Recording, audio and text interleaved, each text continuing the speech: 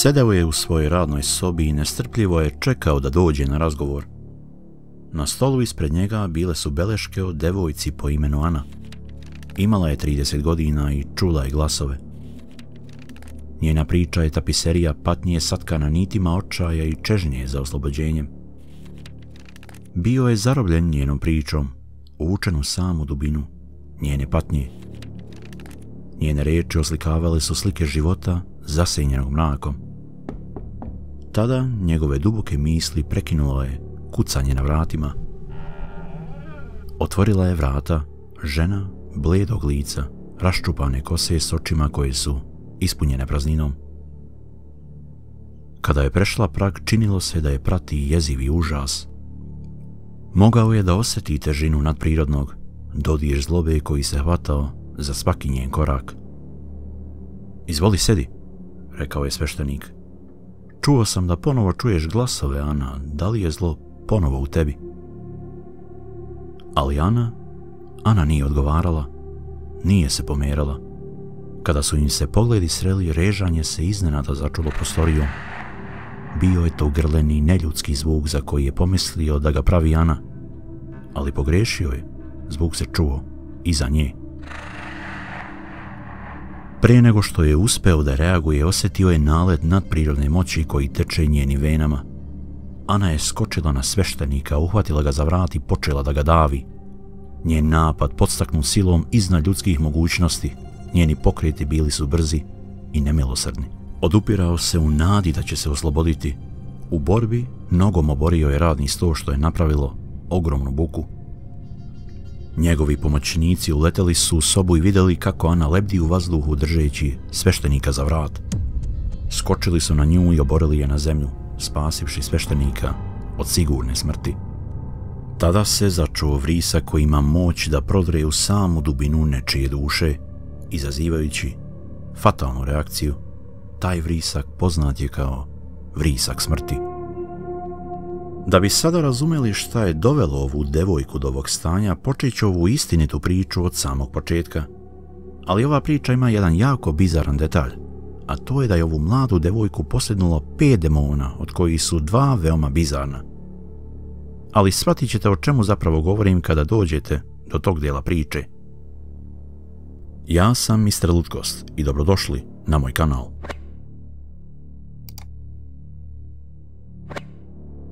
Ana je rođena 1882. godine i bila jedna prelepa i sasvim obična devojčica. Roditelji su se doselili u Ameriku iz Nemačke, gdje su ona i njena majka bili veoma odani hrišćani. Njen otac Jakob u drugu ruku bio je totalna suprotnost.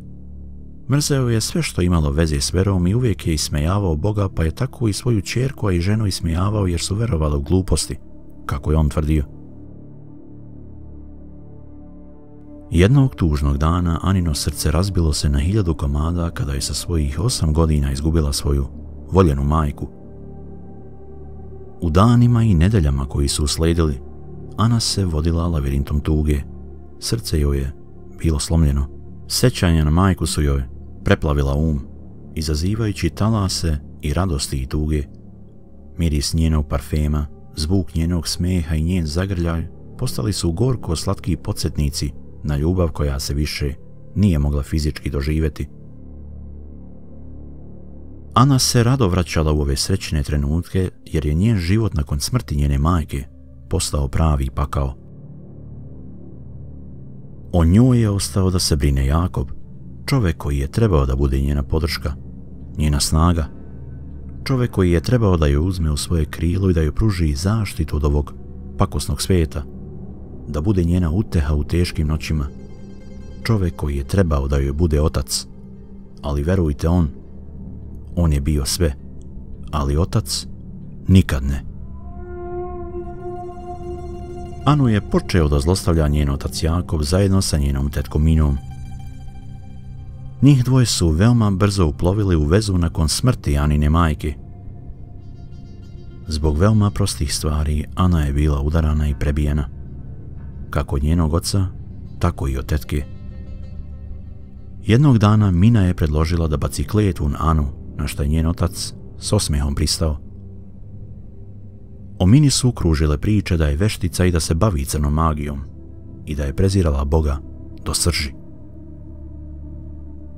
Ali uprkos tome Ana je svake nedelje išla u crkvu i molila se Bogu, sve do njene 14. godine, kada se tama spustila na njeno srce, bacajući zlokobnu senku na njen odnos s crkvom, gdje su se rodile zle misli. Nalet neobjašnjivog besa i ogorčenosti nabujao je u Ani. Zamrzela je crkvu i sve što je ona predstavljala. Sam pogled na vjerske simbole, nekada izbor utehe, sada ju je ispunio jezivom nelagodnošću.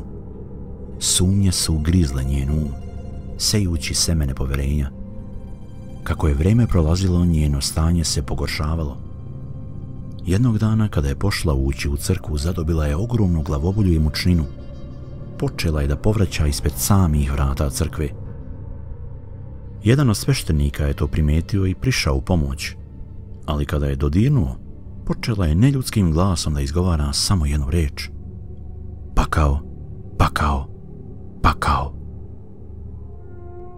U jednom trenutku Anu je toliko obuzela tama da je bila fizički nesposobna ući u crkvu. Sveštenik, veoma zabrinut za njeno zdravstveno stanje, pozvao je njenog oca Jakoba da dođe po nju. Zajedno sa njenom tetkom Minom došli su po Anu i odveli je kući. Kako su odmicali od crkve, Jakob i Mina su se pogledali i nasmiješili. Taj smijeh je značio samo jedno. Plan im je uspeo, zatrovali su Anu. Njom sada upravlja tama. 1912. godine egzorcista po imenu Teofil Riesinger primio je pismo od sveštenika koji je video Anu u njenom stanju i u pismu opisao njen slučaj.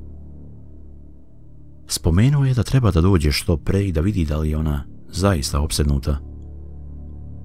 Riesinger postao je veoma zainteresovan za njen slučaj i 18. juna 1912. godine, samo nekoliko dana nakon pisma, našao se pred Aninom kućom. Pokucao je na vrata gdje je njen otac Jakob otvorio. Riesinger je upitao da li može da vidi Anu, objasnivši zašto je došao. Oklevao je, ali je ipak dozvolio da vidi Anu, izjavivši da ona većinu vremena provodi u svojoj sobi i da rijetko kada izlazi iz nje. Kada je stigao do njene sobe, otvorio je vrata gdje je ugledao Anu kako sedi na stolici, bleda lice i raščupane kose, gledajući u pod. Kada se polako približio i stao ispred nje, njene oči gledale su ga s proklestvom koje je izbijalo iz njih. Uzdisaj i šapat zla ispunili su prostor, narušavajući mir u njegovom srcu i duši. Imao je osjećaj kao da ga nešto neopisivo opseda, pokušavajući da ga vuče u tamu. Riesinger je na trenutak oklevao, nesiguran kako da postupi, ali znao je da je pozvan da se suoči sa ovom tamom, da se suprotstavi zlonamernim silama koje su obuzele Aninu dušu. S molitvom na usnama prišao je bliže. Kleknuo je ispred Ane i odlučnim, ali opreznim pokretom Riesinger iz svog džepa izvadio je bočicu, otkrivajući svetu tečnost u njoj. Drhtavom rukom podigao je bočicu u vazduh. Zrak oko njega postajao je sve teži. Dok su reči molitve silazile s njegovih usana, sveta voda kao da je oživela, sijala je nebeskom svetlošću koja je prkosila tami koja ih je okruživala. Znao je da ova sveta tečnost nosi moć da odbije zlo, da očisti i da zaštiti. Onog trenutka kada je sveta voda dotakla Aninu kožu, šištanje ispunilo je sobu dok joj se telo zgrčilo. Zaglušujući urlik odjeknuo je kućom, soba se tresla kao da je zahvaćena zemljotresom. Sa svakim prskanjem svete vode zlo koje se nalazilo u njoj počelo je da slabi. S posljednjim naletom snage njeno telo se uvijalo na načine koje su neshvatljive za ljudski um. Iz grla joj se oteo prodoran vrisak, odjekivajući mešavinom agonije i oslobođenja. Bio je to zvuk za koji se činilo da probija sve barijere stvarnosti, odslikavajući težinu bitke koja se vodi između dobra i zla. A onda u trenutku duboka tišina zavladala je prostorijom. Zlobno prisustvo koje je mučilo Anu tako dugo je proterano, prognano nazad u dubine iz kojih je izašlo. Njeno telo pognulo se naprijed, disanje je usporilo i novopronađen spokoj preplavio je njene crte lica. Jedna suza krenula je niz lice, oslobođene su emocije koje su predugo bile potiskivane. Soba koja je nekada bila obuzeta i jezivom atmosferom užasa, sada je ispunjena mirom. Težina bitke je isparila, ostavljajući za sobom neopisiv osjećaj pobjede i nadu za novi početak. Nakon egzorcizma utehu su joj pružili članovi crkvene zajednice. Njihove utešne riječi i gestovi saosjećanja podsjetili su je da nije sama, ali jedan bi pomislio da je ovdje kraj. Ali ne, daleko smo mi od kraja, jer demoni nisu samo duhovna bića, njih ima i u obliku čovjeka. Nekada su nam bliži nego što mislimo, pretvarajući se da su nam familija i prijatelji. Kada bi samo malo bolje otvorili oči, dosta toga bi nam se samo od sebe ukazalo.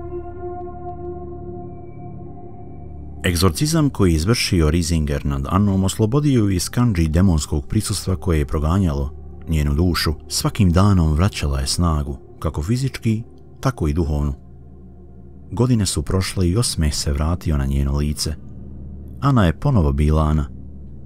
Međutim, kako je njena svetlost počela da sija sve jače, njen otac Jakob i njena tetka Mina gajili su ponovo zlokobne namere. Obuzeti sopstvenom zlobom i ljubomorom, pokušali su još jednom da porkunu Anu, ovog puta prizvavši još zlobnije demone da je muče.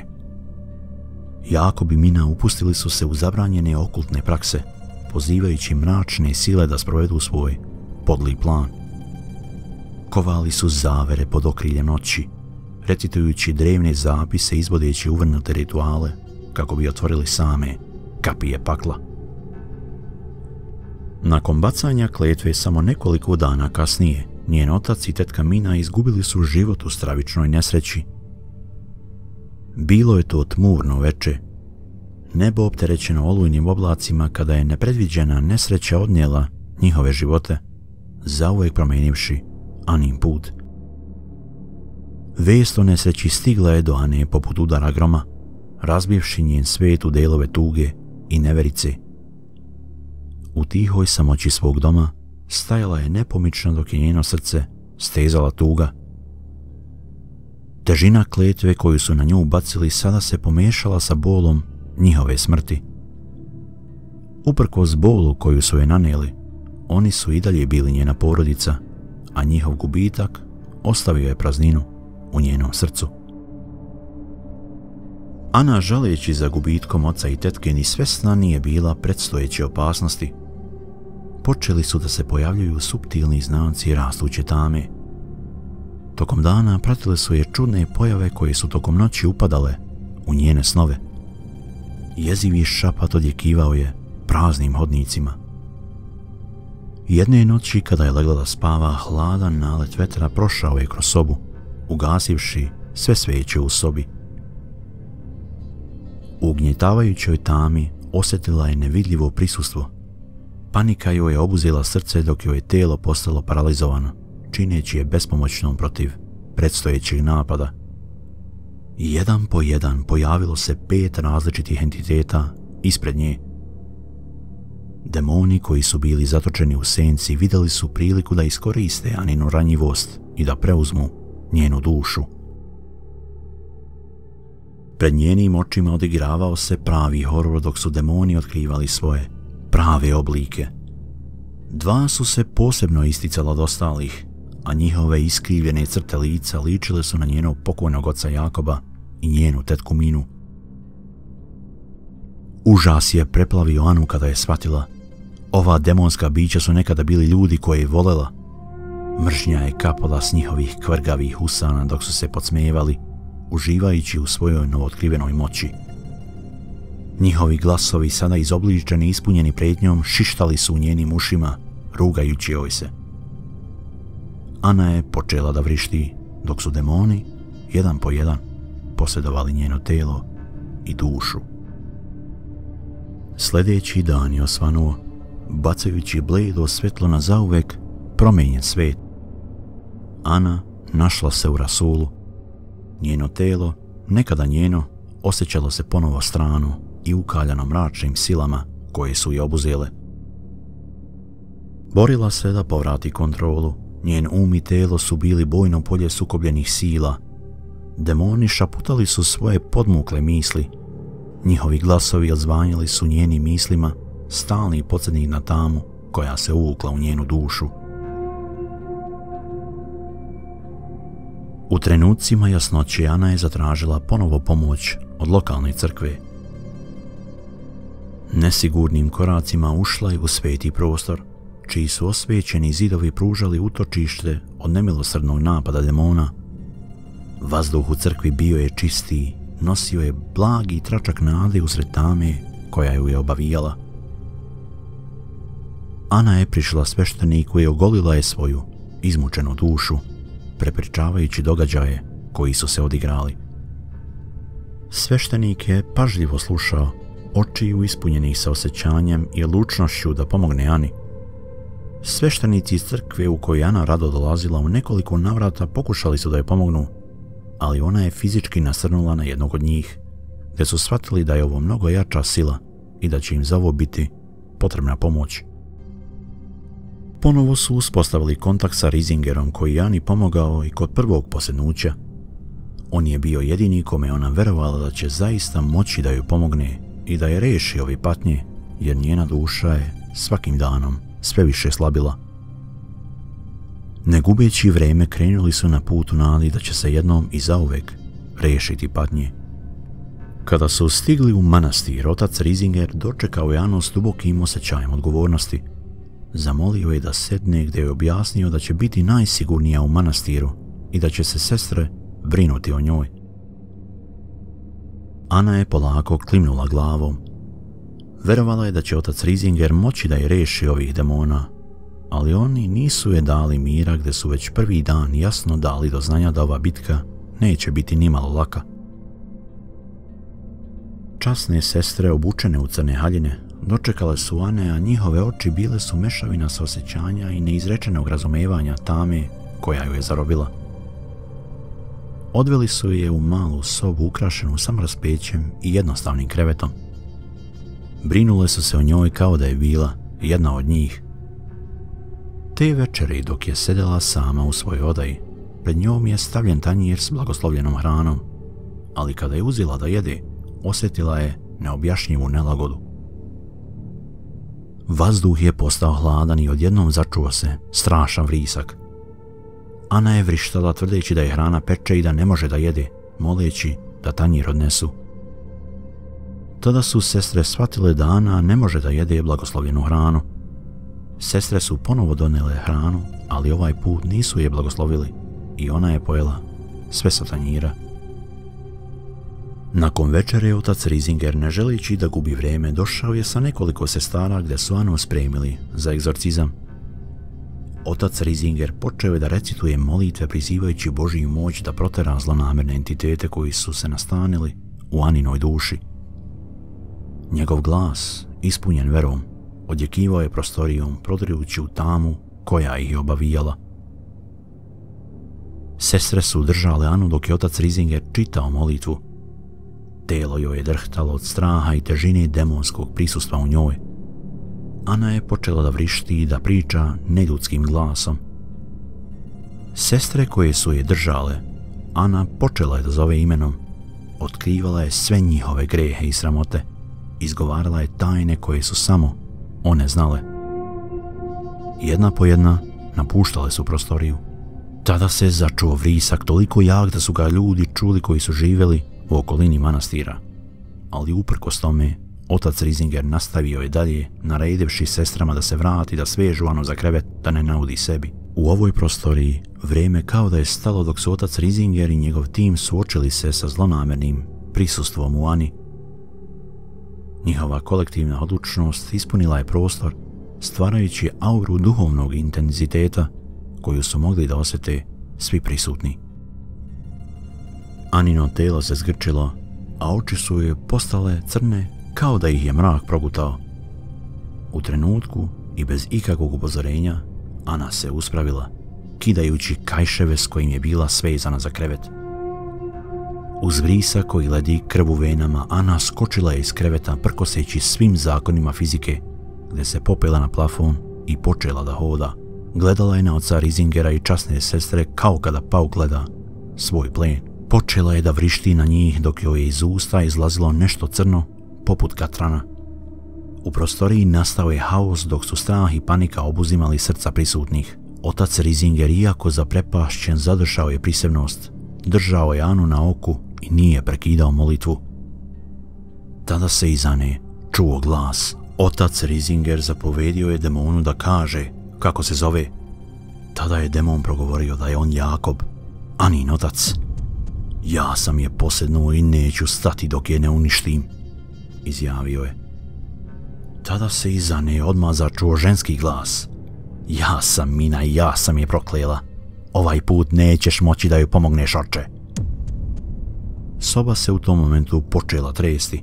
Stolovi i stolice drhtale su pri svakom njenom koraku. Demoni u njoj puni besa i zlobe rugali su se ocu Risingeru. Obećavali mu slavu i moć, a kada to nije uspelo, slijedile su uvrede toliko strašne u pokušaju da slome njegovu veru. Ali on se nije predavao, svaki njegov pokret bio je svjedočanstvo njegove nepopustljive vere. Bitka je besnela, bio je to sukob duhovnih sila koje su prkosile ljudskom razumevanju. Otac Risinger je pozvao anđele i svece da mu pomognu u ovoj nadprirodnoj borbi. Ana je lebdela u vazduhu dok se njeno telo grčilo i uvijalo. Soba je drhtala dok je njihovo prisustvo slabilo, a onda, uz zastrašujući grleni urlik, izbio je iz Aninih usta. Bio je to zvuk koji je odjekivao dubinama očaja i muke, iskonski krik duše koja je patila. Anino telo palo je na zemlju, iscrpljeno, ali konačno oslobođeno od tame. Užas tog trenutka lebdeo i vazduhu, svjedočanstvo o silama zla koje su pobeđene. Otac Risinger, iscrpljen, kleknuo je pored Ane, nudeći joj utehu nakon zastrašujuće bitke. Bio je to trenutak i olakšanja i strepnje, jer će ožiljci tog susreta zauvek biti urezani u njihove duše. Pozvao je u pomoć sestre koje su pomogle da odnesu Anu do bližnjeg kreveta, gdje su mogli da se pobrinu za njene potrebe i da joj pruže neophodnu podršku. Anino putovanje ka izlečenju tek je počelo. Biće to dug i naporan put, ali uz podršku oca Risingera, brižno prisustvo časnih sestri, ona će pronaći put nazad, ka svetlosti. Ožiljci na njenom telu služit će kao podsjetnik na njenu snagu i na tamu koja se nekada nalazila u njoj, proterana da se više nikada ne vrati. Ana je ostatak svog života provela u miru, gdje je 20. jula 1941. godine preminula prirodnom smrću. U knjizi Odlazi Sotono koju je izdao otac Risinger nalazi se mnogo više detalja u vezi ovog slučaja, tako da ako ste zainteresovani, preporučujem vam da je pročitate. I to bi bilo sve u današnjoj epizodi. Vaše mišljenje u vezi ovog slučaja ostavite u komentar sekciji ispod. I ako već niste, lajkujte ovaj video i pretplatite se na kanal da uvijek budete u toku kada postavim nešto novo iz svijeta misterije, jezivog i paranormalnog. A mi se čujemo veoma brzo. Veliki pozdrav za vas!